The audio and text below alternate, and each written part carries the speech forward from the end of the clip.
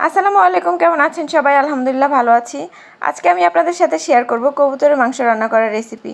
মাংসটি রান্না করার জন্য আমি একটি চুলায় কড়াই বসিয়ে দিলাম এবং এতে দিয়ে দিলাম তেল দিয়ে আমি পরিমাণ মতো পেঁয়াজ দিয়ে এগুলো লাল লাল করে ভেজে এর মধ্যে আদা বাটা, রসুন বাটা, হলুদ গুঁড়া, মরিচের গুঁড়া, ধনিয়ার গুঁড়া, জিরার গুঁড়া ও সামান্য পরিমাণে লবণ দিয়ে দিলাম। সবগুলো উপাদান ভালো করে মিশিয়ে আমি এর মধ্যে দিয়ে দিব নারকেল বাটা। আমি কবুতরের মাংস রান্নার জন্য আজকে নারকেল ইউজ করছি।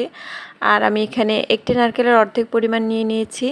আর এখানে আমি দুটো কবুতর রান্না করছি। নারকেল বাটা ও মশলা ভালো করে মিশিয়ে আমি এর মধ্যে মাংস দিয়ে দিলাম।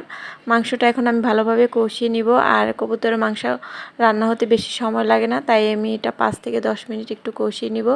তারপর আমি হালকা পানি এখানে অ্যাড করে দিব। এই তো আমার রান্না প্রায় হয়ে এসেছে। আমি এখন একটু গরম মশলা গুঁড়া অ্যাড করে দিব, তাহলে ঘ্রাণটা খুব সুন্দর আসে যখন রান্না শেষ হয়ে যায়। এর আগে যদি হালকা গরম মশলা গুঁড়া ব্যবহার করা হয় তাহলে মাংসের স্বাদটা বেড়ে যায়। আমি এখন কয়েকটি ফালি করা মরিচ দিয়ে দিব এবং ধনিয়া পাতা দিয়ে দিব। এখন দেখতে খুবই সুন্দর লাগছে। আমরা এখন ভাতের সাথে এটা খাবো। আজকের ভিডিওটি এ পর্যন্ত। আমার ভিডিওটি যদি ভালো লেগে থাকে অবশ্যই পেজটি ফলো করবেন এবং আমার চ্যানেলটি সাবস্ক্রাইব করবেন। সবাই ভালো থাকবেন। আসসালামু আলাইকুম।